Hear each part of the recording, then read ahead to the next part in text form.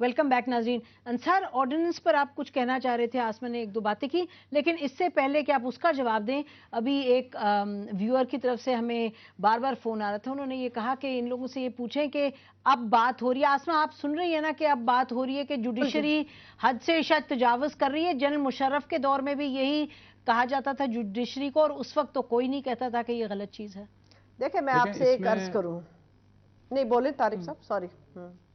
نہیں یہ دیکھیں اس میں جو ظاہر بات ہے کہ چونکہ ایکسپیکٹیشن لوگوں کی بہت ہائی ہیں, کچھ لوگ تو جینوئنلی بول رہے ہیں, فرض کریں ان کی, اور فرض کریں آسما صاحبہ کی جو بات ہے کہ ان کے جو آبجیکشنز ہیں, اور مجھے فرض کریں کہ ان کا یہ ہے کہ اس 62F کی وجہ سے یہ کچھ ہو سکتا ہے, یعنی ان کے فیئرز ہیں.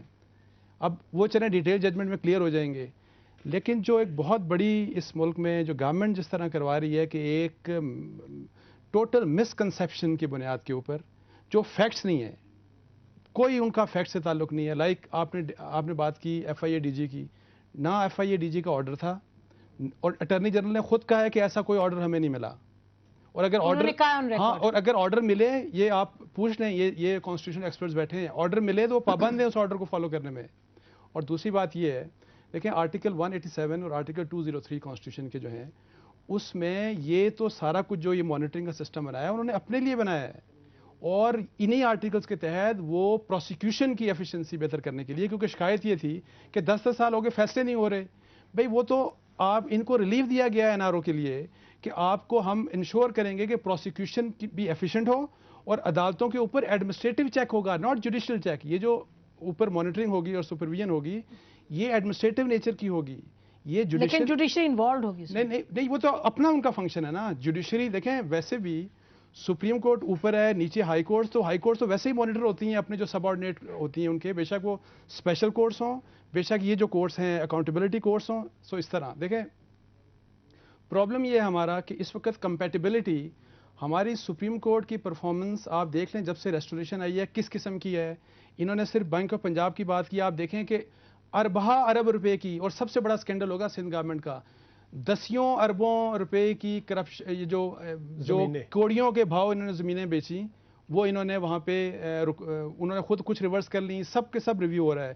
آپ قرضوں کا آ گیا اور بہت سے فیصلے کیے. نہیں تو اس پرفارمنس سے کیا کہنے کا مقصد نہیں, میرا مقصد یہ ہے کہ ایک کمپیٹیبلٹی ہوتی ہے, 3 پلرز ہیں, تینوں کا ایک رول ہے اپنا, اور آپ نے لوگوں کے لیے کام کرنا ہے نا.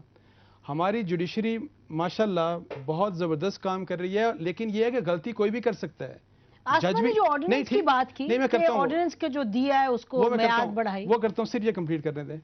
غلطی کوئی بھی کر سکتا ہے, وہ جج بھی کر سکتے ہیں, میں بھی اپنے اس میں غلط ہو سکتا ہوں, آسما صاحبہ بھی, کوئی بھی غلط ہو سکتا ہے. جج کے پاس پرابلم یہ ہے غلطی کی تو نہیں ہے, نہیں ایرر کی جو ایرر کی تو نہیں ہے. آپ دیکھیں, نہیں ایرر کوئی بھی کر سکتا ہے, نہیں, لیکن جب آپ ایک امپورٹنٹ پوزیشن پہ بیٹھے ہیں انصار, میں ایک بات کہنا چاہتی ہوں, بالکل انصار صاحب میری ایک عرض سنیں, آپ بالکل صحیح کہہ رہے ہیں کہ سب غلطی کر سکتے ہیں, میں تسلیم کرتی ہوں.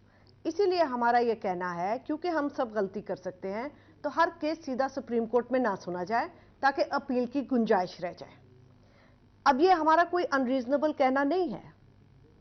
اور ابھی نسیم نے پوچھا کہ مشرف کے وقت یہ بات بھی ہوتی تھی, وہ تو آپ نے صرف ایک ٹریلر دیکھا تھا, اور میں آپ کو یہ بتا دوں کہ اس وقت بھی بار میں یہ بات ہوتی تھی. ہم اب بھی سمجھتے ہیں کہ آج بھی کوئی جوڈیشری کے ساتھ غلط کام کرے گا اور اس کو کسی طریقے سے نکالے گا تو ہم اسی طرح سڑکوں پہ باہر آئیں گے, باوجود اس کے کہ ہم ان کی ججمنٹ سے اختلاف کرتے ہیں اور ہمیں کئی چیزوں سے اختلاف ہے. اس کا یہ مطلب نہیں ہے کہ ہم کہہ رہے ہیں کہ آپ جوڈیشری کی چھٹی کرا دیں. مشرف صاحب نے جب جوڈیشری کی چھٹی کرائی یا چیف جسٹس صاحب کی چھٹی کرائی, لوگ باہر آئے, اس سے پہلے بار روم میں کرٹیسزم جوڈیشری کی بے شمار ہوتی تھی. تو انصار آپ اپنی بات دیکھیں, سو کمپیٹیبلٹی سپریم کورٹ کی performance as compare to other 2 pillars, حکومت, کرپشن, گورننس. آپ حالات دیکھ لیں, دیر از نو گورننس, کرپشن کی حال ہی کوئی نہیں. پارلیمنٹ کے سارے کام, NRO جو نومبر 3 کا, یہ سب کچھ پارلیمنٹ کو کرنا چاہیے تھا, پارلیمنٹ کچھ بھی نہیں کر رہی. اب دیکھیں جب کچھ بھی نہیں ہو رہا اور جب لوگوں سے اتنی زیادتیاں ہو رہی ہیں, ہمارے کرائم رپورٹر کو, شکیل انجم کو, ٹرپل مرڈر کیس میں پھنسا دیا گورنمنٹ نے, پولیس نے اس کو پھنسا دیا. اب مجھے بتائیں, کوئی بھی کچھ نہ کرے, एग्जेक्टिव कुछ ना जुडिशरी आई उसके हेल्प नहीं, में? सो मोटो हुआ ना उस पे।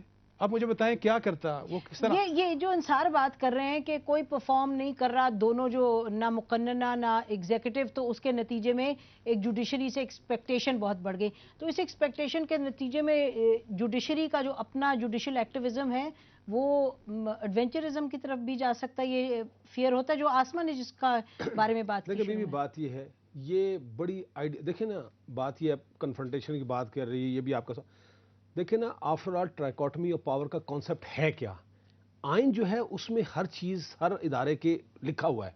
तो देखिए, अगर हर इदारा अपने ही फील्ड पे काम करेगा तो ये टकराव का ये कोई सवाल ही पैदा नहीं होता। लेकिन एक बात है कि देखिए ना, अब सुप्रीम कोर्ट में एक कुछ ज्यादा बोझ भी ना डालें, ये भी एक बहुत अहम बात है। सारे का सुप्रीम कोर्ट पे उतना ही बोझ डाले जितना कि सुप्रीम कोर्ट सहार सकती है। आसमा ये तो कह रहे हैं कि सुप्रीम कोर्ट पे, अंसार भी कह रहे हैं, जज साहब भी कह रहे हैं कि सुप्रीम कोर्ट पे सारा बोझ डाल दिया, यानी कि सुप्रीम कोर्ट को you leave the supreme court with no choice. तो फिर इतना बोझ होगा कि वो कोलैप्स कर जाएगी। मेरी अर्ज ये है कि देखिए, बिल्कुल ठीक, अब ये है कि यहाँ पे अब कर रहे हैं। कोई भी आता है वो कहता है सीधा जी सुप्रीम कोर्ट में ले जाएं। ये जो एक जस्टिस का नॉर्म ही बन गया है, ये गलत है। और मेरे पास कितनी बहुत अहम बात कर रही हैं। इस वक्त ब्रेक का टाइम है, ब्रेक के बाद आते हैं नाज़रीन और इस पर गुफ्तगू करते हैं। सुप्रीम कोर्ट पर इतना बोझ कि सुप्रीम कोर्ट कोलैप्स ही कर जाए, खुदा ना खास्ता। ब्रेक के बाद इस पर बात करते हैं।